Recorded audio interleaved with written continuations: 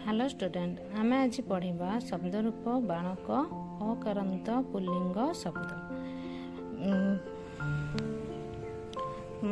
विभक्ति आमर केतोटी अच्छी 7टी विभक्ति प्रथम विभक्ति द्वितीय विभक्ति तृतीय विभक्ति चतुर्थी विभक्ति पंचम विभक्ति षष्ठी विभक्ति सप्तम विभक्ति अच्छी संबोधन आ वचन अच्छे आम 3 प्रकार एक वचन दुई वचन आ बहुवचन। प्रथम देखिए बालक बालकौ बालका बालकम बालकौ बालकान बालकेन बालकाभ्यम बालकै बालकाय बालकाभ्यम बालकेभ्यः बालकात् बालकाभ्यम बालकेभ्यः बालकस्य बालकयोः बालकानां बालके बालकयोः बालकेषु हे बालक हे बालको हे बालक। आम संस्कृत रे बालक शब्द को अति सहज मन रखापी आम तार गोटे नुआ ट्रिक देखा। प्रथम शब्दर अर्थ हूँ टी टाए गुड़िए गुड़ाक। प्रथम टी हूँ बालकटी दुई वचन हूँ बालक दुईटी आ बहुवचन कहले आमर बालक मान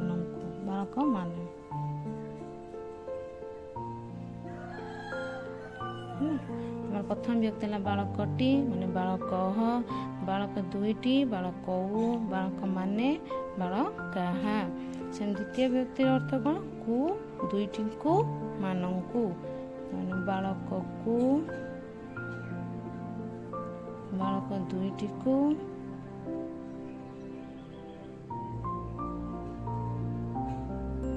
बालक मानकु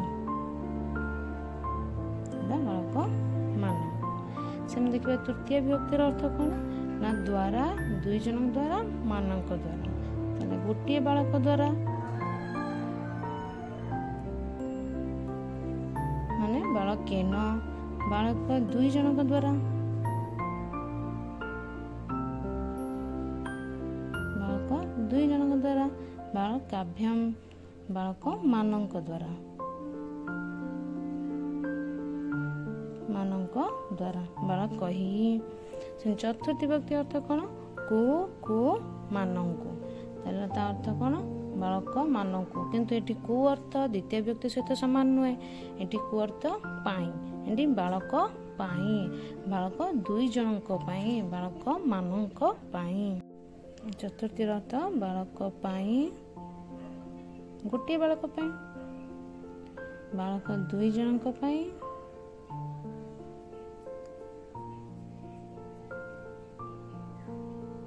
बालक मानक को मानकु संकेत किंतु आमे को मान कहले आमे द्वितीय व्यक्ति की बुझिबा आ चतुर्थी व्यक्ति की भी बुझिबा किंतु चतुर्थी व्यक्तिर अर्थ आमे पाई बुझिबा। पंचम व्यक्ति अर्थ ठारू बालक ठारू बालक दुई जन ठारू बालक मानक ठारू आर अर्थ हूँ संकेत ठारू बालक दुई जनक ठारू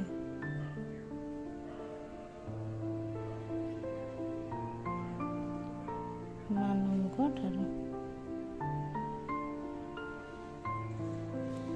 से देखा षष्ठी विभक्तिर अर्थ हूँ र बालक बालक दुईटी बालक मानकर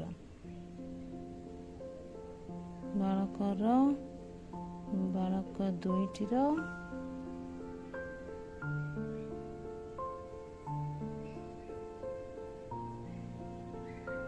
बालक मानकर बहुवचन थिले मानकर। सप्तम व्यक्तिर अर्थ सेमती से देखा बालके बालकयोः बालकेषु। सप्तम व्यक्तिर अर्थ संकेत होची रे बालक रे ठारे बालक ठारे बालक दुईटी ठारे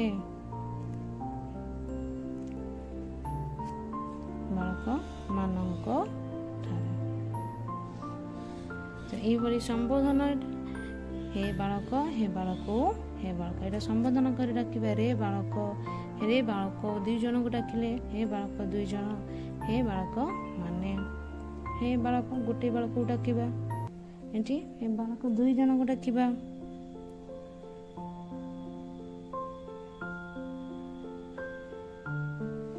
ଏମିତି ବାଳକମାନଙ୍କୁ ଡାକିବା। ଏହାର ସଂକେତ ହେଉଛି କ'ଣ?